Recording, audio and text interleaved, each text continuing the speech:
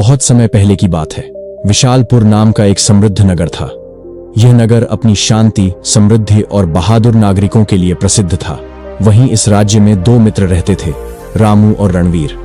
रामू, जो एक साधारण किसान था, वह अपनी छोटी सी जमीन पर मेहनत से खेती करता और उसी से अपना पालन पोषण करता था। दूसरी ओर रणवीर विशालपुर की सेना में एक सैनिक था, एक जांबाज और निडर योद्धा। दोनों मित्रों की दोस्ती इतनी गहरी थी कि पूरे राज्य में उन्हें एक जानदोष शरीर कहा जाता था। हर कोई उनकी मित्रता की मिसाल देता। समय बीतता गया, पर उनकी दोस्ती वैसी ही मजबूत बनी रही, चट्टान की तरह। फिर एक दिन ऐसा आया जब सब कुछ बदल गया। विशालपुर राज्य पर पड़ोसी राजा ने अचानक हमला कर दिया। दुश्मन की सेना बड़ी और ताकतवर थी। दोनों राज्यों के बीच भयंकर युद्ध छिड़ गया। रणवीर ने अपने नाम के अनुसार अद्भुत वीरता दिखाई। उसने अकेले ही कई दुश्मन सैनिकों को मौत के घाट उतार दिया। लेकिन शत्रु सेना की संख्या और शक्ति इतनी अधिक थी कि विशालपुर की सेना टिक नहीं सकी। हालात ऐसे हो गए कि विशालपुर का राजा खुद युद्ध भूमि छोड़कर भाग खड़ा हुआ। राजा के भागते ही सेना का मनोबल टूट गया और युद्ध में हार निश्चित हो गई। कुछ सैनिक मारे गए और जो बचे वे शत्रु की कैद में चले गए। रणवीर भी उन बंदी सैनिकों में शामिल था। अब विशालपुर पर पड़ोसी शासक विजय प्रताप का अधिकार हो चुका था। विजय प्रताप एक महत्वाकांक्षी राजा था जो अपने राज्य का विस्तार करना चाहता था। चूंकि विशालपुर को जीतना उसका लक्ष्य था, इसलिए उसने वहां की जनता पर कोई अत्याचार नहीं किया। पुराने राजा के भाग जाने के बाद लोगों ने भी विजय प्रताप को ही अपना नया शासक मान लिया। राज्य की व्यवस्था को सुचारू रूप से चलाने में विजय प्रताप को 3 महीने लग गए। जैसे जैसे समय बीता, राज्य फिर से स्थिर होने लगा। इन्हीं दिनों विजय प्रताप को युद्ध में पकड़े गए बंदियों की याद आई, खासकर रणवीर, जो दुश्मन होते हुए भी अपनी वीरता और साहस के कारण राजा के मन में घर कर गया था। लेकिन अब विजय प्रताप को यह डर सताने लगा कि कहीं यह वीर सैनिक भविष्य में विद्रोह न कर दे। उसने सोचा, ऐसे व्यक्ति को जीवित रखना खतरे से खाली नहीं, इसे तो मरना ही होगा। राजा ने अपने सेनापति को आदेश दिया, उस सैनिक को जिसने युद्ध में हमारे सैकड़ों सैनिकों को मारा था, तुरंत फांसी दे दी जाए। और हाँ, जब उसे फांसी दी जाए तब मुझे भी सूचना दी जाए, मैं स्वयं उपस्थित रहूंगा। आदेश का पालन करते हुए सेनापति ने रणवीर को फांसी के लिए तैयार किया और राजा को खबर भिजवा दी। जैसे ही राजा आया, उसने रणवीर से कहा, हे सैनिक, हम तुम्हारी बहादुरी की सराहना करते हैं, लेकिन हम नहीं चाहते कि तुम हमारे लिए भविष्य में खतरा बनो, इसलिए हम तुम्हें मृत्यु दंड दे रहे हैं। परंतु एक साहसी सैनिक होने के नाते हम तुम्हारी अंतिम इच्छा जरूर जानना चाहेंगे। रणवीर ने शांति से कहा, राजन, मेरी केवल यही इच्छा है कि मैं मरने से पहले कुछ दिन अपने परिवार के साथ बिता सकूं। इसके बाद आप मुझे जो सजा देंगे मैं सहर्ष स्वीकार करूंगा। राजा ने सोचा और कहा, हम तुम्हारी यह अंतिम इच्छा तब पूरी करेंगे जब कोई व्यक्ति तुम्हारे बदले हमारे पास बंधक बनने को तैयार हो, ताकि यदि तुम वापस ना आओ तो हम उस व्यक्ति को दंड दे सकें। अभी राजा की बात पूरी भी नहीं हुई थी कि एक सिपाही अंदर आया और बोला, महाराज, एक व्यक्ति आपसे मिलना चाहता है। वह खुद को रणवीर का मित्र बताता है। उसका नाम रामू है। राजा ने तुरंत कहा, उसे यहां लाओ। रामू को जब दरबार में लाया गया तो राजा ने पूछा, क्या यह व्यक्ति तुम्हारा मित्र है? रामू ने साहस और प्रेम से उत्तर दिया, हाँ राजन, यह मेरा मित्र ही नहीं, मेरे प्राणों से भी अधिक प्रिय है। राजा ने फिर कहा, यदि यह अपने अंतिम समय में अपने परिवार से मिलना चाहता है तो कोई इसके बदले बंधक के रूप में रहना होगा। रामू ने बिना एक पल गवाए कहा, महाराज, आप इसे तुरंत मुक्त कर दीजिए, मैं स्वयं इसके स्थान पर बंधक बनने को तैयार हूं। राजा विजय प्रताप ने रामू की ओर देखा और गंभीर स्वर में कहा, एक बार फिर सोच लो भले मानस, यदि तुम्हारा मित्र लौट कर न आया तो शर्त के अनुसार तुम्हें मृत्यु दंड दिया जाएगा। रामू ने शांत लेकिन अटल स्वर में उत्तर दिया, राजन, मैंने भली भांति सोच लिया है, मुझे आपकी हर शर्त स्वीकार है। आप रणवीर को छोड़ दीजिए और मुझे बंदी बना लीजिए। राजा ने रणवीर की ओर देखा और कहा, रणवीर, हम तुम्हें 7 दिन का समय देते हैं। तुम इन 7 दिनों तक अपने परिवार के बीच रह सकते हो, लेकिन याद रहे, 8वें दिन सूर्य चढ़ने से पहले अगर तुम नहीं लौटे तो तुम्हारे मित्र रामू को फांसी पर चढ़ा दिया जाएगा। रणवीर ने निसंकोच उत्तर दिया, मुझे मंजूर है महाराज। राजा ने सैनिकों को आदेश दिया, रणवीर को मुक्त कर दिया जाए और रामू को बंदी गृह में डाल दिया जाए। जैसे ही रणवीर को आजादी मिली, उसने दौड़कर अपने मित्र को गले से लगा लिया। आंखें नम थीं, परंतु हृदय दृढ़। रणवीर ने कहा, मेरे सच्चे मित्र, चिंता मत करना, मैं 7वें दिन सूर्य उगने से पहले लौट आऊंगा। रामू मुस्कुराया और बोला, लेकिन मित्र, मैं तो ईश्वर से यही प्रार्थना करूंगा कि तुम कभी वापस ना आओ। तुम्हारे परिवार को तुम्हारी जरूरत है और मुझे अपनी मौत से कोई डर नहीं। इसके बाद दोनों मित्रों ने विदा ली। रामू को बंदीगृह में ले जाया गया और रणवीर राजा द्वारा दिए गए घोड़े पर सवार होकर अपने गांव की ओर चल पड़ा। रणवीर जब अपने घर पहुंचा तो उसकी पत्नी और बच्चे उसे देखकर फूले नहीं समाये। रणवीर ने अपनी पत्नी को पूरी सच्चाई बता दी। सुनते ही पत्नी की मुस्कान फीकी पड़ गई, चेहरे की रौनक उदासी में बदल गई। पत्नी बोली, स्वामी, मैं जानती हूं आपने जो किया वो सही है, पर एक बात कहूं, क्या जरूरी है कि आप लौटें ही? आपका मित्र अविवाहित है, उसके पीछे कोई नहीं। अगर वह फांसी पर चढ़ भी गया तो किसी को विशेष दुख नहीं होगा। रणवीर क्रोध से उबल पड़ा। मूर्ख स्त्री, आइंदा ऐसी घिनौनी बात जुबान पर मत लाना। मैं केवल तुम्हारा पति नहीं, उसका मित्र भी हूं। मैं अपने मित्र से विश्वासघात नहीं कर सकता, चाहे मुझे उसकी कीमत अपनी जान देकर चुकानी पड़े। पत्नी सिर झुकाकर बोली, क्षमा कीजिए स्वामी, मुझसे भूल हो गई। समय बीतता गया। रणवीर ने अपनी हर जिम्मेदारी निपटानी शुरू कर दी। जमीन जायदाद का बंटवारा, कर्जों का हिसाब किताब और बच्चों के भविष्य की चिंता। दिन दर दिन वह इस तैयारी में इतना उलझ गया कि समय का ध्यान ही नहीं रहा। पत्नी ने भी जानबूझकर उसे दिन की गिनती याद नहीं दिलाई। 7वां दिन चुपचाप बीत गया। 8वें दिन सुबह जब रणवीर की आंख खुली तो उसे राजा की चेतावनी याद आई। हे ईश्वर, मैं तो भूल ही गया था, आज तो 8वां दिन है। आज सूर्य चढ़ने से पहले मुझे दरबार में पहुंचना था, कहीं देर तो नहीं हो गई। वह कांप उठा। एक पल भी गंवाए बिना वह घर से बाहर भागा और घोड़े पर सवार होकर तूफानी गति से राजधानी की ओर दौड़ पड़ा।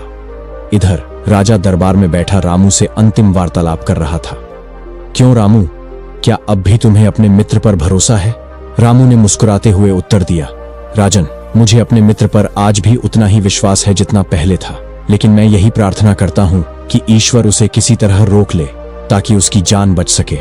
राजा ने ताना मारते हुए कहा, तुम मूर्ख हो रामू, वो तुम्हें धोखा दे चुका है, अब वो लौट कर नहीं आएगा। अपनी जान बचाने के लिए उसने तुम्हें मरने के लिए छोड़ दिया। रामू की आंखों में गुस्सा चमक उठा। राजन, कृपया मेरे मित्र के लिए ऐसे अपमानजनक शब्द न कहें।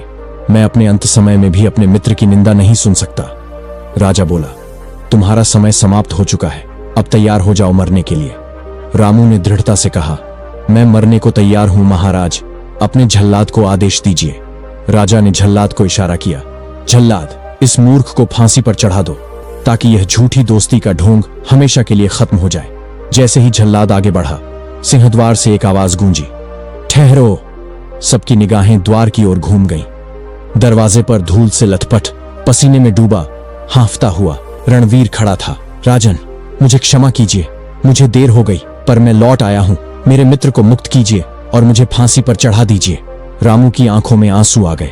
नहीं मित्र, तुम क्यों लौटे? अब मैं मरने के लिए तैयार हूं। तुम्हारे पीछे पत्नी और बच्चे हैं, जबकि मेरा इस दुनिया में कोई नहीं है। रणवीर बोला, क्या मैं तुम्हारा कुछ नहीं? क्या मेरी आंखें तुम्हारे बिना सूनी नहीं होंगी? अगर तुम मरे तो मैं जीते जी मर जाऊंगा। क्या तुम चाहते हो कि लोग मुझे धोखेबाज कहें, स्वार्थी कहें? रामू चुप हो गया। दोनों मित्र एक दूसरे को टकटकी लगाए देख रहे थे। राजा विजय प्रताप गहरे विचारों में डूबे हुए थे। वे सोचने लगे, कितनी अद्भुत मित्रता है इन दोनों के बीच। एक दूसरे की जान बचाने के लिए दोनों मरने को तैयार हैं। धन्य हैं ये दोनों। लेकिन अगले ही क्षण उनके मन में एक और विचार कौंधा, नहीं, एक शत्रु सैनिक के लिए इतनी सहानुभूति, ये ठीक नहीं। राजा असमंजस में पड़ गए। कुछ देर सोचने के बाद उन्होंने निर्णय सुनाया, आज फांसी नहीं दी जाएगी, रामू को छोड़ दिया जाए और रणवीर को बंदीगृह में डाल दिया जाए। 4 दिन बाद उसे फांसी पर चढ़ाया जाएगा। सैनिकों ने राजा के आदेश का पालन किया। रामू को मुक्त कर दिया गया और रणवीर फिर से कारागार में बंद कर दिया गया। रात हुई, परंतु राजा को नींद नहीं आई। वह करवटें बदलते रहे। उनके मन मस्तिष्क में बस एक ही नाम गूंज रहा था, रणवीर। सुबह महारानी ने राजा की परेशानी को भांप लिया। महाराज, आप रात भर सोए नहीं, क्या बात है? राजा ने पूरी बात रानी को बता दी। रानी ने मुस्कुराकर कहा, महाराज, मैंने भी इस वीर सैनिक की बहादुरी की चर्चा सुनी है। यदि अनुमति हो तो मैं उससे मिलना चाहती हूं।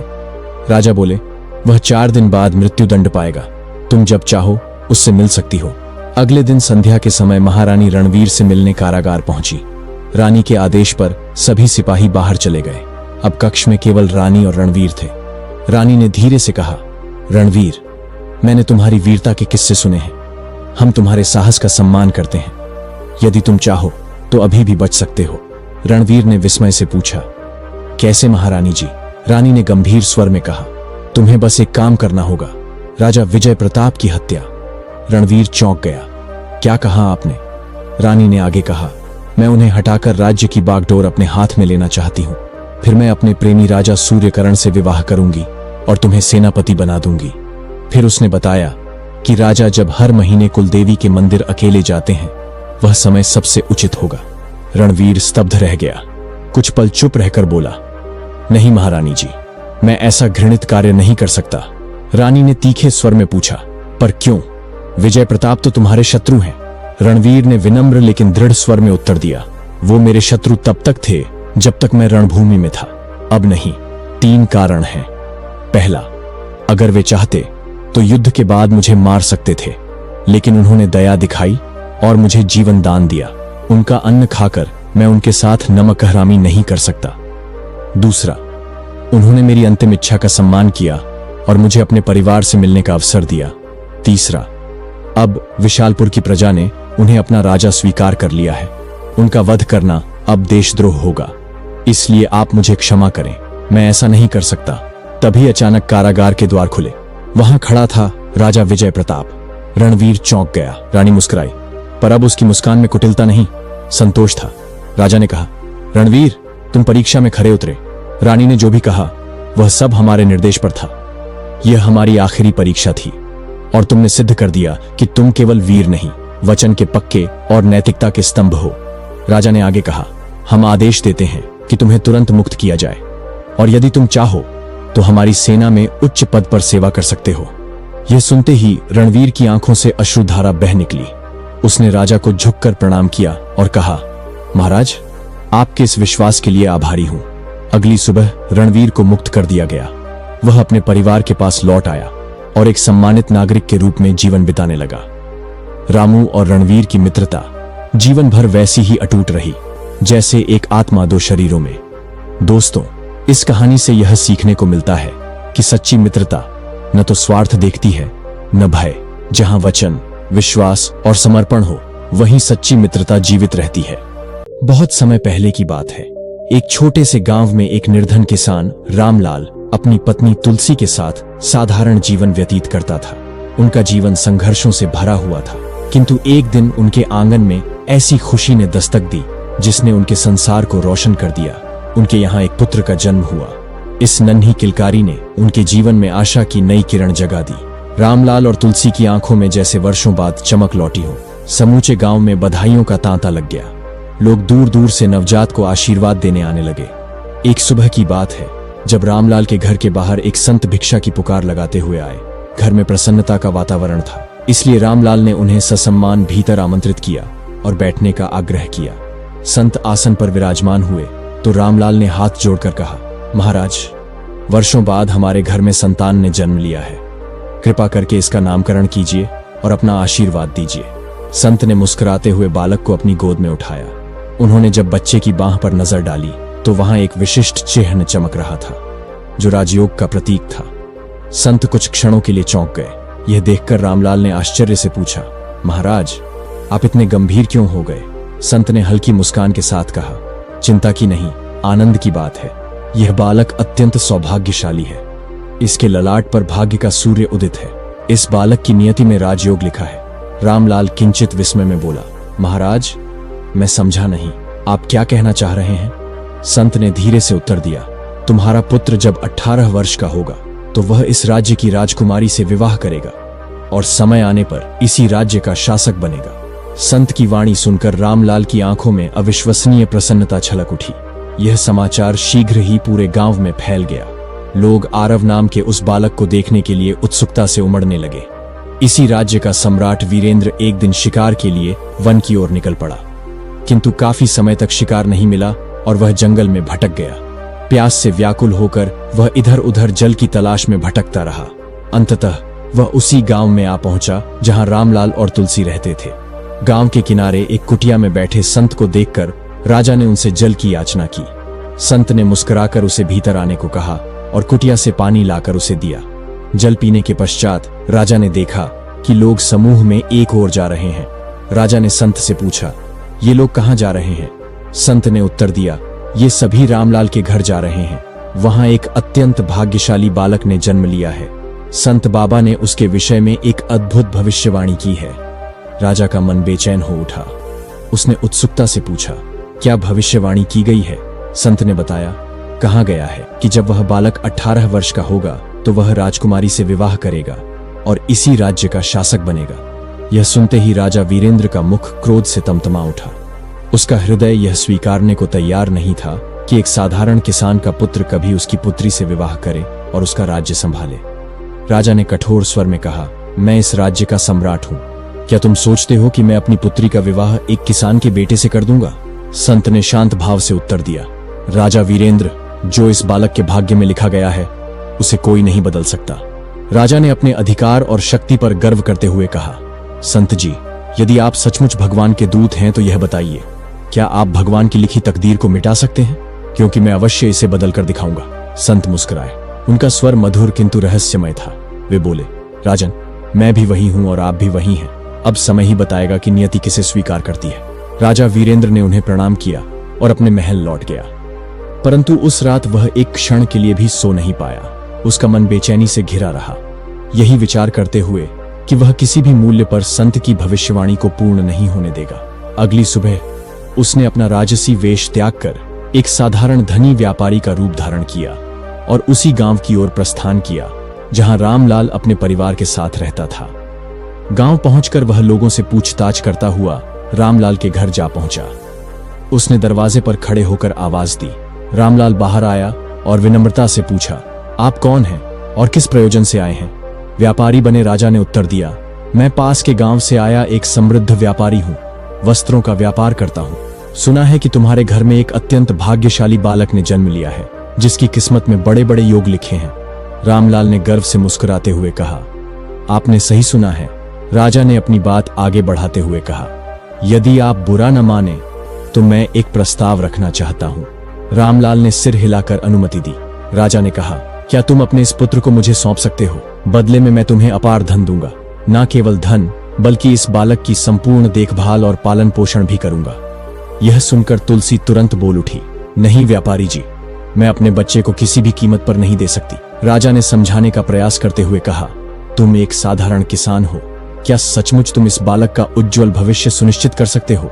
रामलाल कुछ देर मौन रहा, फिर धीमे स्वर में बोला, शायद आप ठीक कह रहे हैं, हम उसकी योग्य परवरिश देने में असमर्थ हैं।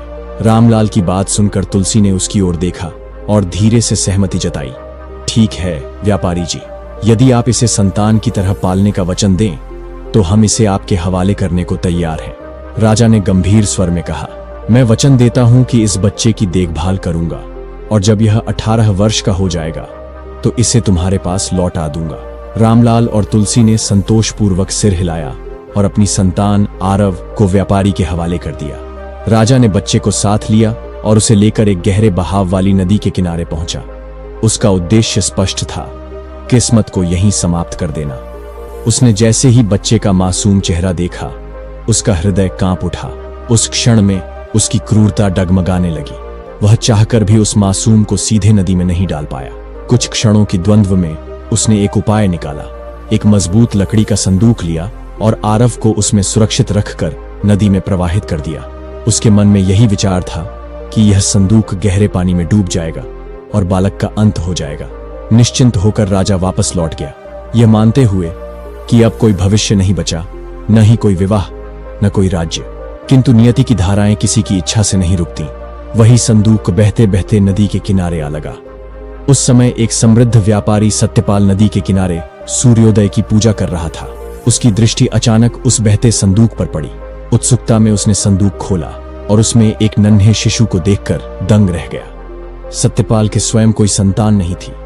उसने आरव को अपनी गोद में लिया और तुरंत अपने घर ले आया। उसकी पत्नी मृदुला ने जब शिशु को देखा तो उसकी आंखों में आनंद के आंसू छलक पड़े। उसने पूछा, ये बच्चा कहां से आया? सत्यपाल ने उसे पूरी घटना विस्तार से बताई, कैसे यह मासूम जल की धाराओं से बहकर उनकी गोद में आ गिरा। दोनों ने ईश्वर को धन्यवाद दिया और आरव को अपनी संतान के रूप में स्वीकार कर लिया। आरव अब सेठ सत्यपाल के घर में पलने बढ़ने लगा। उसे नया नाम मिला, विजय। सत्यपाल और मृदुला ने उसे न केवल संतान की भांति पाला, बल्कि श्रेष्ठ संस्कार और उत्तम शिक्षा भी दी। समय बीतता गया और देखते ही देखते 18 वर्ष बीत गए। अब विजय एक सुशिक्षित, विनम्र और अत्यंत प्रतिभाशाली युवक बन चुका था। एक दिन वह अपने गुरु से शिक्षा प्राप्त कर रहा था। गुरु ने कुछ जटिल प्रश्न पूछे, जिनके उत्तर विजय ने तुरंत और सटीक दिए। यह देखकर गुरु भाव विभोर हो उठा। उन्होंने विजय की पीठ थपथपाते हुए कहा, विजय, तुम अत्यंत मेधावी हो।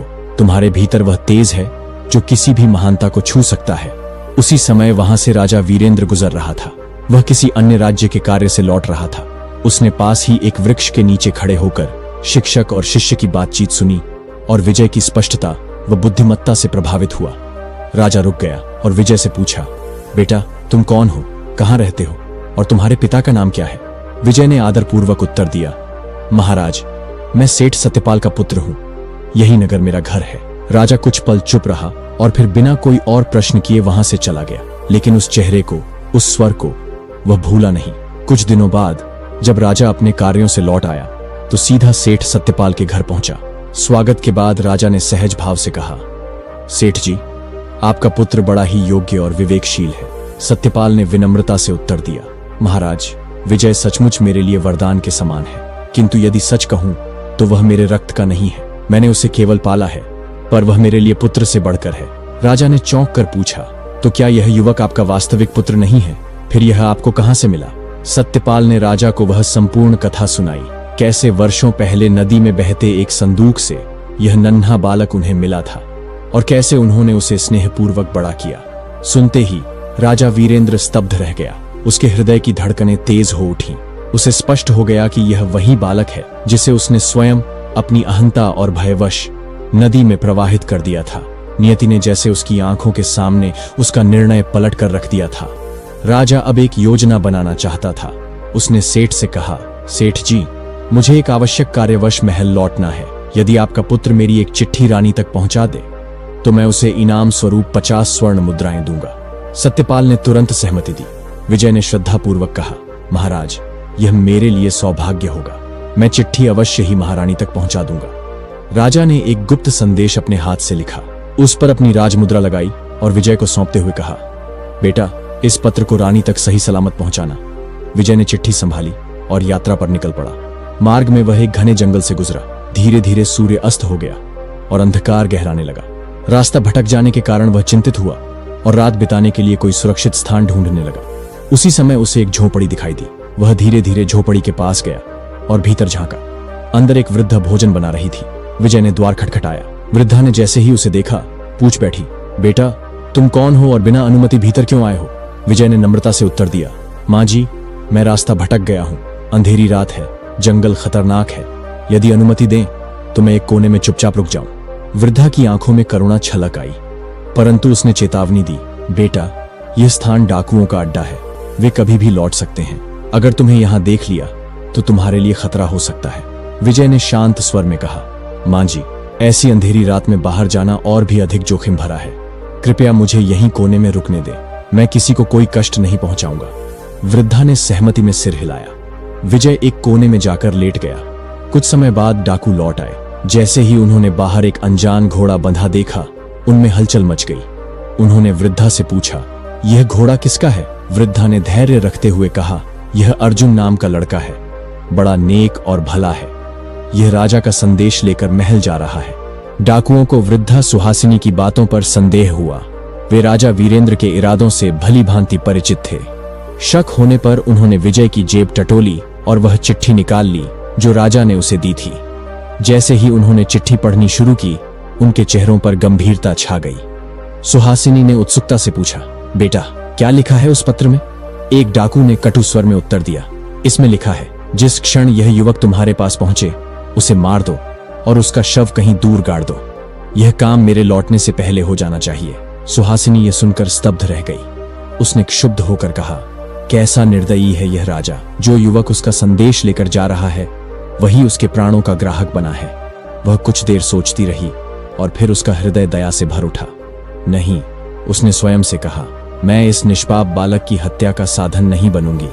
उसने डाकुओं से बात की और उन्हें समझाया। डाकुओं ने एक नई चिट्ठी लिखी और उसे उसी राजमुद्रा से मोहरबंद कर दिया। उन्होंने चुपचाप पुरानी चिट्ठी को हटाकर वह नई चिट्ठी विजय की जेब में रख दी।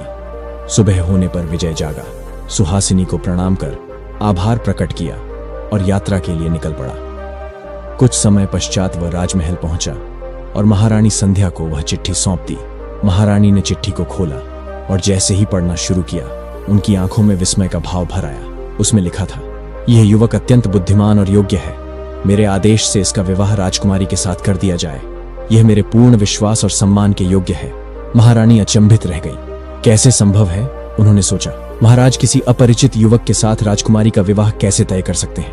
परंतु चिट्ठी पर राजा की मोहर लगी हुई थी और आदेश स्पष्ट था। न तो कोई झूठ, न कोई भ्रम। महारानी ने राजा के आदेश का पालन किया। राजकुमारी कनक का विवाह विजय के साथ सादगी और मर्यादा से करवा दिया गया। कुछ दिनों बाद राजा वीरेंद्र महल लौटा। जब उसे इस विवाह की सूचना मिली तो उसका क्रोध फूट पड़ा। उसने गरजते हुए महारानी से पूछा, तुमने ऐसा कैसे किया?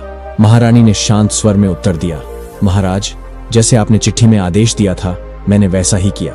राजा ने अविश्वास से कहा, वह चिट्ठी मुझे दिखाओ। महारानी ने आदरपूर्वक चिट्ठी राजा को सौंपी। राजा ने जैसे ही चिट्ठी पढ़ी, उसका चेहरा बदल गया। यह तो वह नहीं था जो उसने लिखा था। अब उसका क्रोध और अधिक भड़क उठा। उसने अपने सैनिकों को आदेश दिया, उस युवक को तुरंत पकड़कर मेरे सामने लाओ। विजय को राजदरबार में लाया गया। राजा ने कठोर स्वर में कहा, तुमने छल से मेरी पुत्री से विवाह किया है। मैं तुम्हें अपना दामाद कभी नहीं मानूंगा। विजय ने सिर झुकाकर शांत स्वर में उत्तर दिया, महाराज, मैंने कोई छल नहीं किया। मैं तो बस वह चिट्ठी पहुंचा रहा था जो आपने दी थी। इसमें मेरी कोई चाल नहीं थी। राजा ने व्यंग्य करते हुए कहा, क्या मैं इतना मूर्ख हूं कि अपनी बेटी का विवाह किसी अजनबी से कर दूं? उसी समय एक सैनिक दरबार में आया और बोला, महाराज, बाहर एक साधु आए हैं जो आपसे तुरंत भेंट करना चाहते हैं। राजा ने उन्हें भीतर बुलाने का आदेश दिया। संत जैसे ही दरबार में प्रवेश किए, राजा ने उठकर उन्हें प्रणाम किया और पूछा, महाराज, आप कौन हैं और इस समय यहां कैसे पधारे? संत ने मुस्कुराते हुए उत्तर दिया, राजन, तुमने शायद मुझे पहचाना नहीं। मैं वही साधु हूं जिसके सामने तुमने 18 वर्ष पूर्व भाग्य को चुनौती दी थी। राजा ये सुनते ही जैसे जड़ हो गया। सारी स्मृतियां लौट आई, नदी, संदूक, वो बालक और उसकी स्वयं की घबराहट। संत ने आगे कहा, तो कहो राजन, क्या तुमने भाग्य को हरा दिया? राजा की दृष्टि झुक गई। वह नम्रता से बोला, नहीं महाराज, मैं भाग्य से हार गया। संत ने कोमल किंतु गंभीर स्वर में कहा, भाग्य को कोई नहीं मिटा सकता। जिस युवक को तुमने अस्वीकार किया, वही अब तुम्हारा भाग्य बन चुका है। उसे स्वीकार करो और राज्य का उत्तराधिकारी घोषित करो। राजा ने सिर झुकाकर कहा, जैसा आप कहें गुरुदेव। राजा ने विजय से क्षमा मांगी और उसे राजपाट सौंप दिया।